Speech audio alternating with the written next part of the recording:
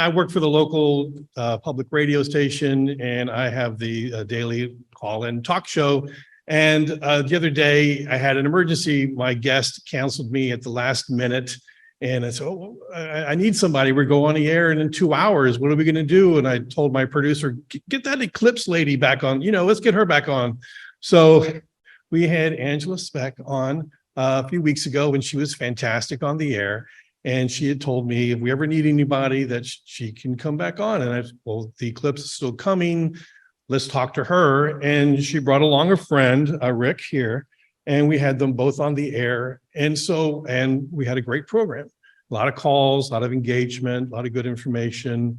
And so the lesson, I guess I want to bring out there about that is when the media needs you, they need you now.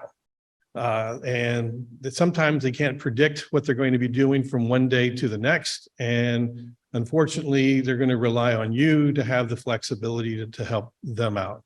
But we were able to put on a really good program and help a lot of people. And we can't wait to have Angela back on to talk about more cosmic events. But some of the lessons that I've learned is don't call it an annular eclipse. Sorry, Rick, because the branding is better when you say ring of fire. Well, what's more exciting to you? What's going to get kids more excited, or anyone? I'll say, we're going to have a ring of fire. We're going to have a ring of fire up in the sky today. And that's really cool. And then you say, well, here's the actual name, annular eclipse, and this is why we call it that, but we can call it ring of fire today. And so, and when you talk to a reporter, the first thing they're going to ask you is like, why should I care? And it's going to blow your mind. It's like, what? What do you mean, why should I care? Well, yeah, we're going to have an eclipse here. And a reporter says, yeah, but so what? It's like blows your mind. And it says, well, not everyone gets to experience this. This is a really cool event. But like you said, bring out the child in you. It is an opportunity really to excite kids about science and about the fact that we live in a giant clock.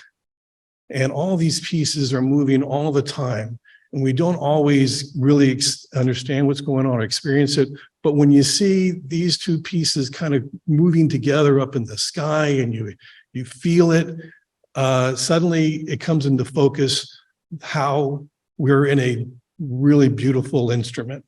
I was lucky enough to cover a total eclipse in Mexico in Baja California in 1991, and it had about 6 minutes of totality. It was really, really cool. I was with a bunch of scientists. We were in the middle of the desert. They had animals in cages and all these different instruments they were measuring. And I like to tell people about how I felt during that experience. And I didn't know what to expect, even though I had been writing about it for quite a while. But being there, you see the sun, the moon gobbling up the sun piece by piece. And then suddenly totality and the temperature drops and the wind comes rushing in.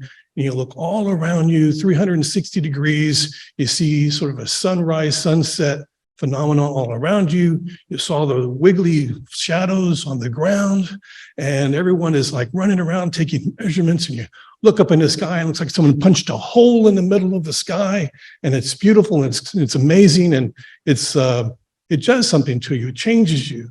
And I can understand why people chase this effect all over the world. And to be able to describe it that way, who wouldn't want to experience something like that? And who wouldn't get excited about science, about experiencing something like that? And it's so contagious. And I really think the more you prepare, the better the experience will be. So we can tell kids what's going to happen, tell them about, how to protect themselves and their eyes and everything else. That's great too, but also just understand that they're going to be sharing this experience with their family members and their classmates and their community. We don't share much anymore these days. We're all in a very stratified society. And that's one of the beautiful things about the eclipse, is that we do get to experience it all together. And I'm looking forward to that. Now, reaching out to the media and trying to get them to communicate that is very difficult, but every TV station has a guy who is kind of like their expert, their weatherman. and he wants to be the expert. So they may not put you on the air to interview you, and so, you know, that might make you feel good. But you can provide information to their weather guy, and he will provide it on the air. And he's an expert at selling cars and talking about the weather. So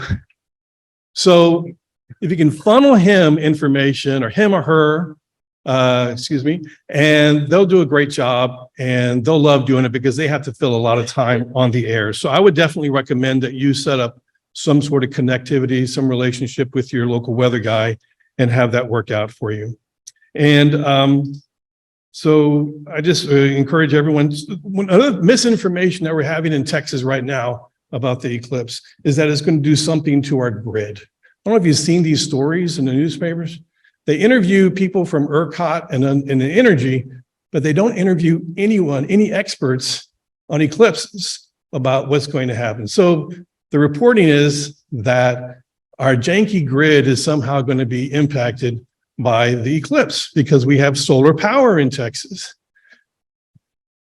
Now, Texans have a lot of anxiety about our grid, so it kind of feeds into that. And also, there are a lot of people out there that want to try and knock down solar power. And so we need to provide better information that that's not going to happen. Our grid's going to be fine. You don't need to worry about that. It's going to be like a cloudy day for the grid, no big deal. So that's some information that we need to get clear out there. And, you know, also, I used to really worry about this whole thing about don't stare into the sun during the eclipse. And that's why we have these really cool glasses. You want to use these and not these. Okay, these are my Ray-Bans. So these are awesome, and this is what people should use. But there's a lot of anxiety in the public. Don't look at the sun.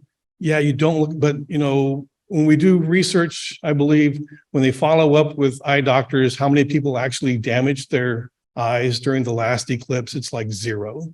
So I think we need to kind of back off on that anxiety and just really tell people how to enjoy it and not be freaked out by it. Anyway, that's all I got. Thank you.